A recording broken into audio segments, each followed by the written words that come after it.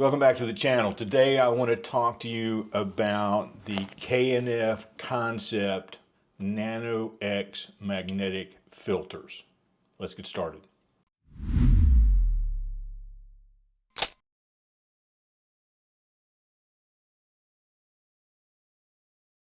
A few weeks ago I was reached out to by K&F Concept, called Kent Faith, but we know them as K&F, and they asked me if I would like to review something in their product catalog, and they gave me a full range. I could have chosen anything I wanted to choose at any price point, I suppose, and I decided to go with the Nano X magnetic filter kit.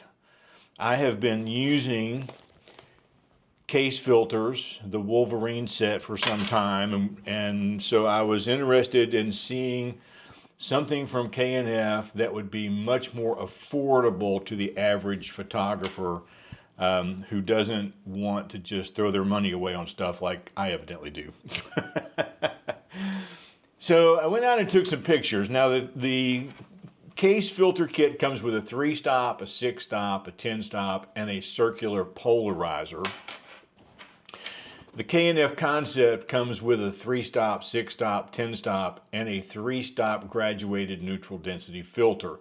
So today I'm only going to talk about the 3, 6, and 10-stop filters because I can't compare the other two. And I just want to briefly show you some of the standard shots I got using the Case Wolverine set. So I have here in Lightroom this set of images. Let me just pull this up. Well, let's do it this way. Let's put it over here in the Develop module. And you can see the information from the picture. So the very first picture I took was with no filters at all. I had my focus point set over on the first pylon of the bridge, just over the top of that bird feeder. I'm at f8 and ISO 100 for every image. And the first few images, I let the filter decide what the shutter speed is going to be. So my shutter speed with no filters at all was 1/400th of a second. This is the 3-stop. Obviously you can see, and I chose this spot specifically because of the flowing water. And you can see that 3 stops only took me down to 1/60th of a second. It didn't do anything to the water. The 6-stop took me down to 1/6th of a second. And again, it's not really doing anything that I'm interested in to the water. I got a little bit of motion blur in the train, which I'm not interested in the train in this picture at all. So just pretend like it's not there. And then I did the 10-stop neutral density filter, and that gave me a 2-second exposure. That's a little better. And I wouldn't want more than one filter on the camera at a time if I'm doing waterfall photography, for instance. I might just be trying to slow my shutter speed down to 1/2 a second to get the motion blur I want in the water. But there are times when you want to take a long exposure, like at this spot, and you want to get that water smooth as glass. And to do that, you really need an exposure that's over 2 minutes. So I decided to stack 2 filters. I stacked the 10 and the 6 filter, which is something that I typically do. And I know that because this is an 82 millimeter filter on an 82 millimeter lens at 15 millimeter wide angle, I know I'm going to get vignetting. So I just want to show you the vignetting that I got. This slowed me down to this one. Let's see. This one was at 166 seconds, which is about 2 minutes and some odd. About 2 minutes and 40 seconds, I think. And you'll see that the filter has a little bit of vignetting in the corners. It's not massive.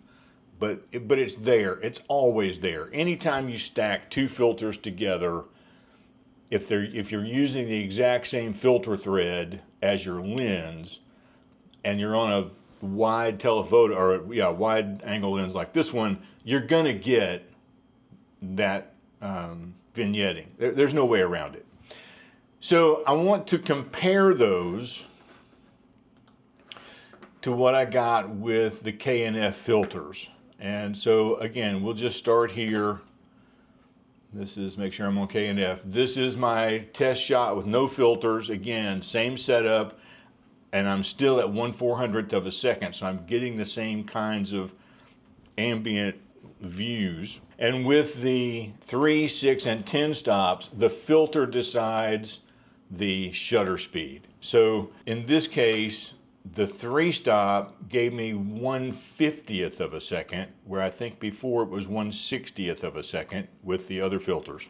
So there's just a little bit of a difference in the amount of ND, neutral density, that you're getting. On the 6 stop, I went to 1/8 of a second, where I think before it was 1/6 of a second. And again, it's not really doing much for me here. You can see I don't even have much blur in the clouds up here that are here. So at 10 stops, now I'm at 2.5 seconds, where with the case filters I was at 2 seconds. So there is a little bit of difference in the amount of filtering that you're getting between these two brands. The one thing that I was trying to look for here, two things I was trying to look for. One was, is there a color cast to these filters? I had a friend of mine that was reviewing some older filters from K&F Concept, and he was concerned about the color changes. I don't see that here. When I compare this with the case, I'm getting exactly the same colors that I got with both sets. So I'm not seeing that with the Nano X. I was very happy with that. But I do want to show you, let me just pull, before I go to the stacked image, let me just pull out. I'm going to try to cover my face so that you can see this here and get my face out of the focus. Let's see if that'll do that.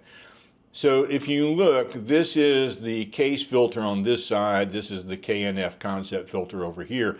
And the K&F Concept filter ring is thicker than the case filter ring. And that's not a big concern, except for the fact that when you pancake the two lenses together on the 15mm, I was concerned about how much vignetting I might get at 15. And so when I look at this lens, you can see that the vignetting is more pronounced with the K&F Concept. Again, this is 2 minutes and 44 seconds is what PhotoPills told me to take this image at.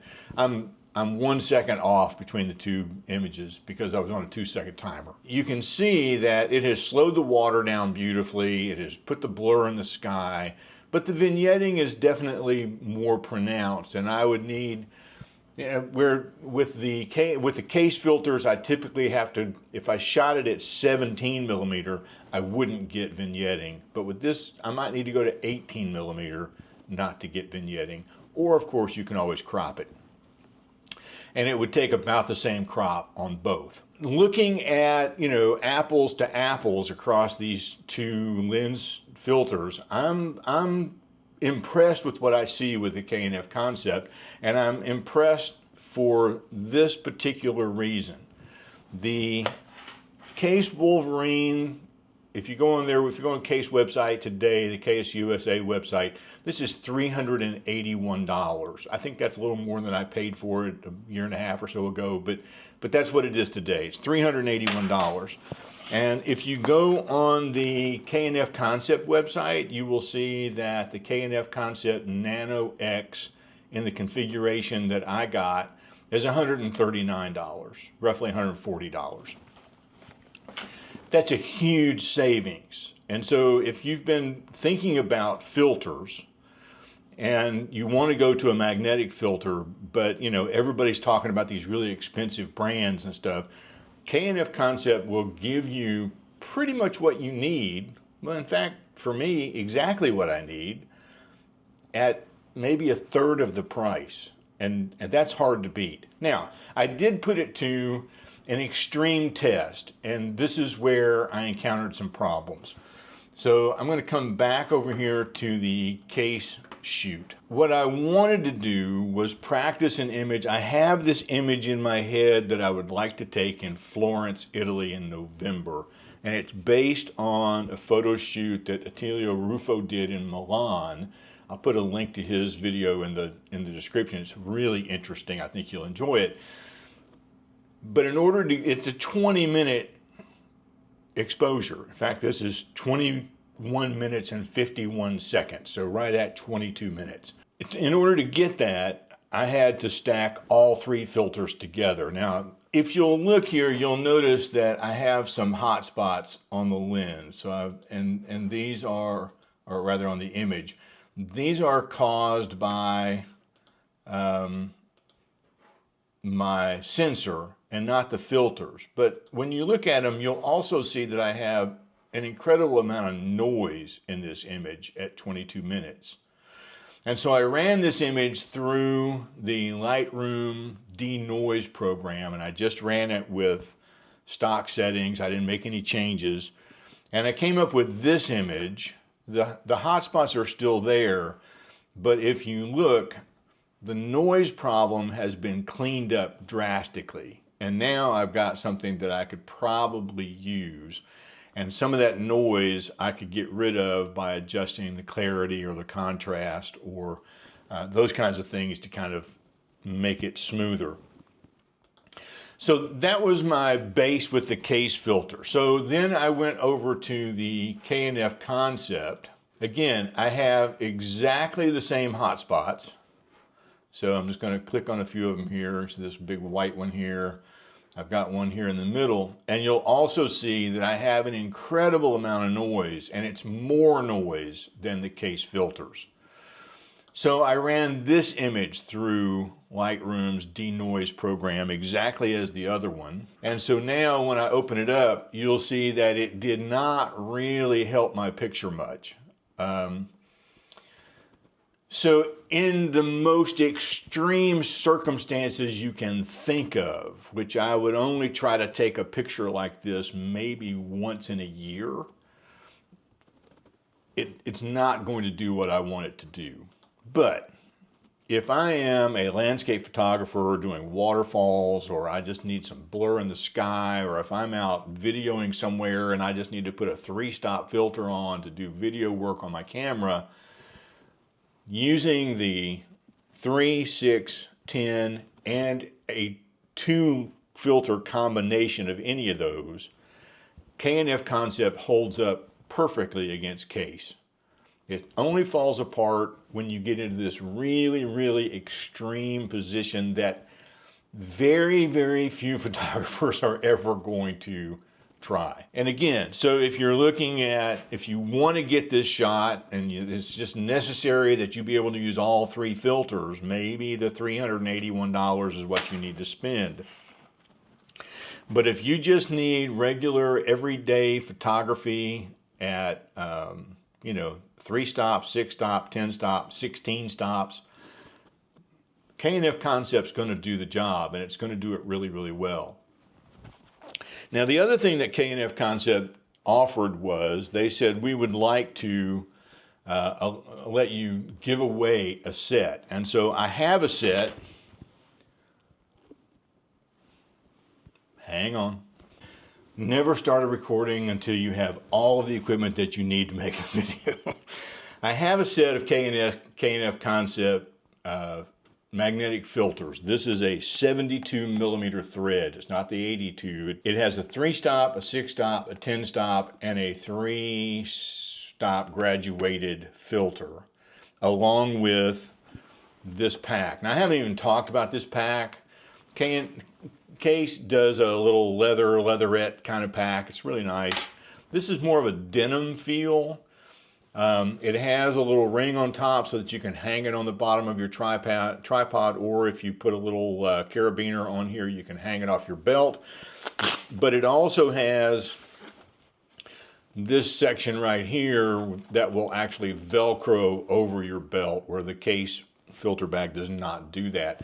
And I honestly like this better. So anyway, we have a 72 millimeter. If you would like to be considered in the drawing for this filter, I will need you to go into the comments or go into the description below. There is a link to a form. Give me your name and your email address. That's all I need for now. And we're going to leave this open for 1 week. This video is going live on a Saturday morning, and that link will disappear the following Saturday morning at 8 a.m. when my next video goes live. So you've got 1 week to register, and then we will randomly choose a number between 1 and however many responses I have. That person will be contacted by email. I'll get a mailing address for you, and we'll ship these out to you. 72 millimeter, don't forget 72 millimeter, which is pretty standard for a lot of lenses. You can let me know what you think in the comments about the K&F Concept filters. Do you have them? Have you used them? Do you like them? We'll see you next time.